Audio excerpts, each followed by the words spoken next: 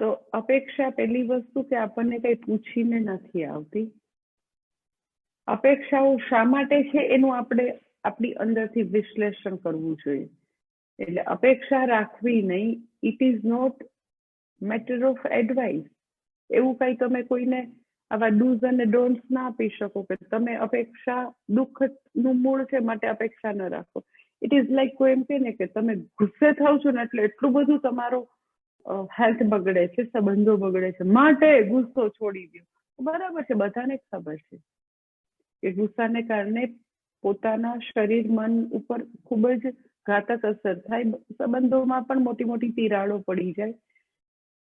તો ગુસ્સાની બધી જ આવા જે ખરાબ પરિણામો છે એનાથી આપણે ખૂબ જ માહિતગાર છીએ.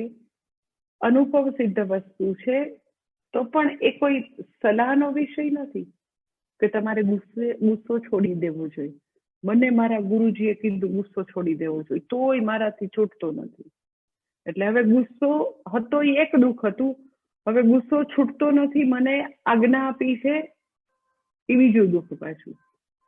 તો અપેક્ષાઓ જે છે એ જીવનમાંથી ઓછી કરો, અપેક્ષાઓ દૂર કરો. એ કોઈ દિવસ આઈ ટેલ યુ સલાહનો વિષય નથી, કારણ કે અનુભવ સિદ્ધ વસ્તુ છે કે આપણે અપેક્ષા રાખીએ છીએ તો આપણને દુઃખ થાય છે. એ અનુભવ સિદ્ધ વસ્તુ છે.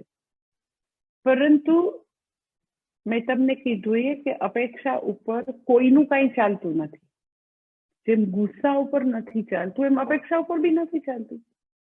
લોકો સાથે બધા રહે છે, પોતાની બીજી પ્રિય વ્યક્તિઓની, પોતાના સગાવાલાની વચ્ચે રહે છે, તો પરસ્પર બધાને એકબીજા સાથે અપેક્ષાઓ તો રહેવાની. અપેક્ષા છોડી દો એવું કઈ થવાનું નથી.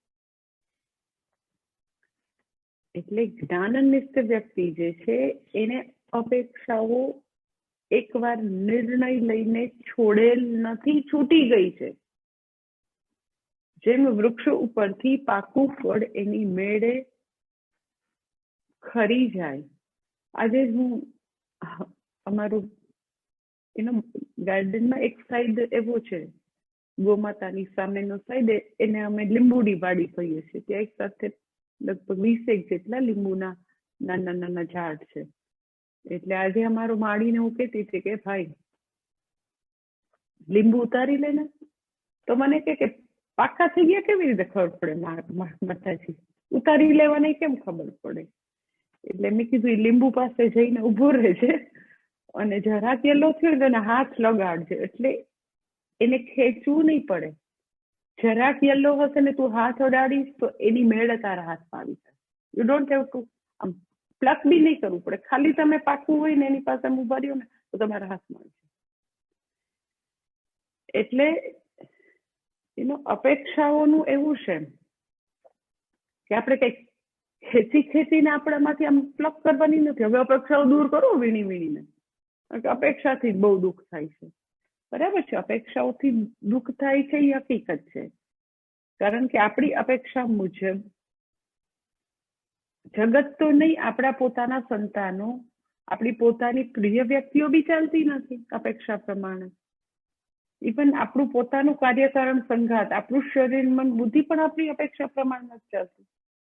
તમે ગમે તેટલું ચાહો કે આપણે આવા ટાઈમ ટેબલ પ્રમાણે આટલા કલાકો આપણે ભણવું છે, આટલા કલાકો આપણે મનન ચિંતન કરવું છે, તો કે દિવસે આપણી અપેક્ષા પ્રમાણે આપણી જાત પણ ચાલે છે. આપણને ઘણી બધી આપણી જાત માટે ઘણી બધી અપેક્ષાઓ ભૂતકાળમાં બી હતી કે બધા સબ્જેક્ટમાં 100માંથી 100 મારે સ્કોર કરવા છે.